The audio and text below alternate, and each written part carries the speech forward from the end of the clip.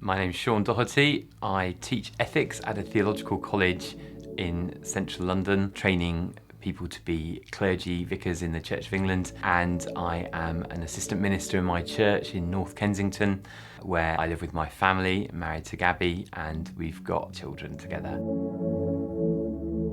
My sort of orientation or my attractions are still primarily same-sex attracted, but I am also attracted to Gaby, and that was something that certainly wouldn't and couldn't have been the case before, but is definitely very much the case now. So people sometimes ask me if I'm just kidding myself or living a lie.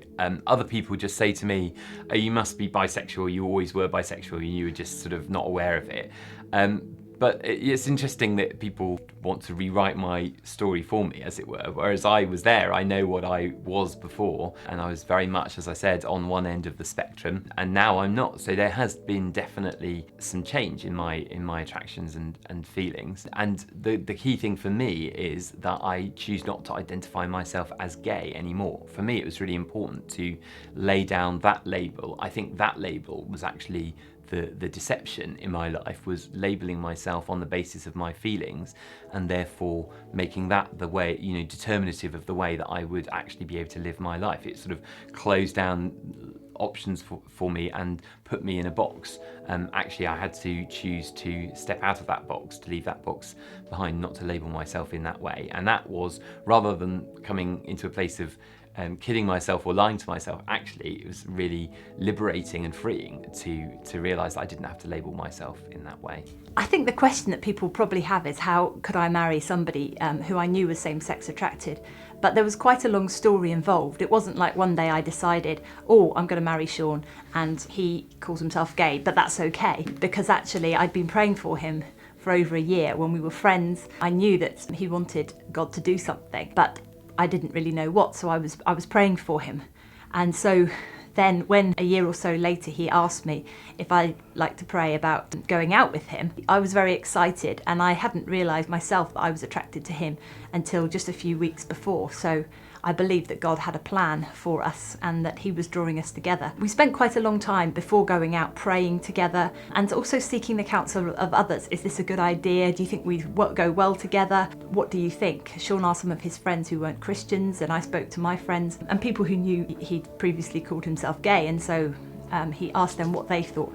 And generally we had a very warm response.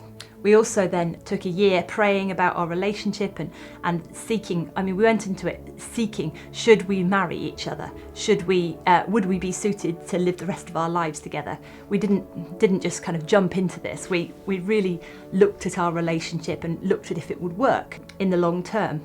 And after a year, we decided that it would, and that these issues wouldn't hold us back, and so then we decided to become engaged. Some people might think that we're living a lie, but there are no lies involved.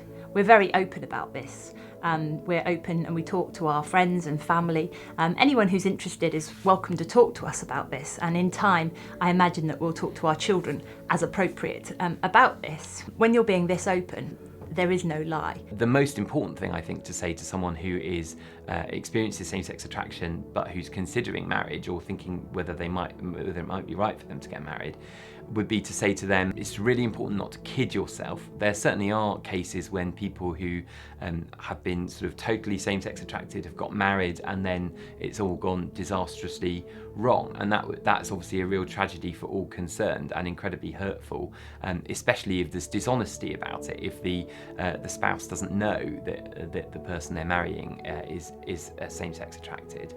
But I think if there's openness and if you are genuinely attracted to the other person, then that can be the right thing. We all only need to be attracted to one person in order to get married to them. It doesn't matter really whether you're attracted to men or women in general. What matters is, are you attracted to this person?